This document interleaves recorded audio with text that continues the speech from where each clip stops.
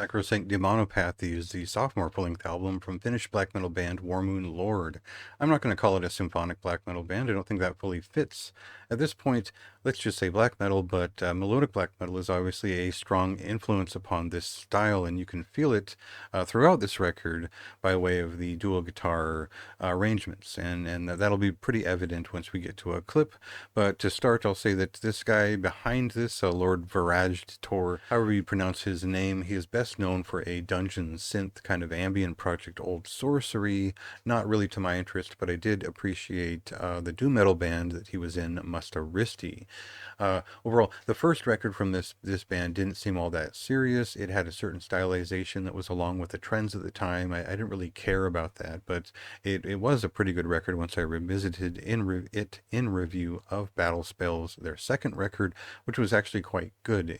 It was a mid-90s style black metal record with strong epic and symphonic elements to it. It definitely represented the late second wave in a decent way, and it brought in some different influences in terms of its riffs. You could tell they were kind of getting somewhere with guitar music at that point, and they'd kind of pulled it off with that second album. For this third record, they're doing something that is much more substantial, far better in terms of just being music and black metal at the same time, and these performances are just stronger in general. So we'll cut to a clip here, and I'll talk more about what kind of hyped me up about this record once I heard it.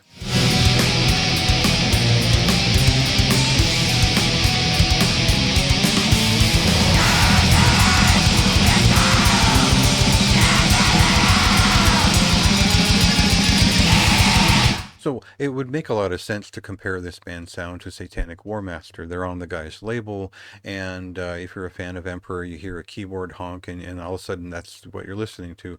But for me, this album has much more to do with a band like Dawn or Sacramentum in the way that they arrange dual rhythm guitar melodies at different intervals. And what I mean essentially is that there are dual rhythmic arrangements that are centered around melodic phrases that are played at a high rate of fire, and that of course that is akin to Swedish melodic black metal most of the time, but the use of contrapuntal points of reference and movement is even more specific to a different type of movement in the mid-90s. So for me, the best way of summing all of these things up is probably something like Thy Primordial, and especially the first record, where you find a lot of those scaling runs clashing and working together in different points of harmony throughout as a source much more aggressive, like Far Away from the Sun style drum patterns. So it really works out the way that they put all that together for this record. It's not the only thing they do on this album,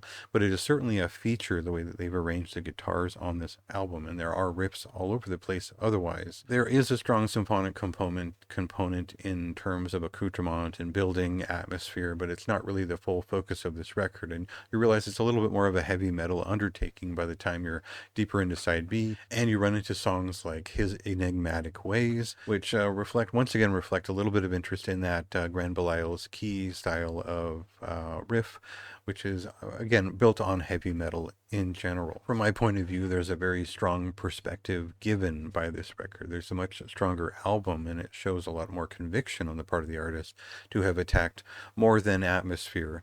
I think that maybe that was one of the things that I was disappointed with in terms of Vargrav, was that it was this huge, well orchestrated conception, but the riffs weren't fully there. And for me, Warmoon Lord brings a lot more of the guitar interest that I'm looking for in terms of an extension of the second wave of black metal and guitar attack.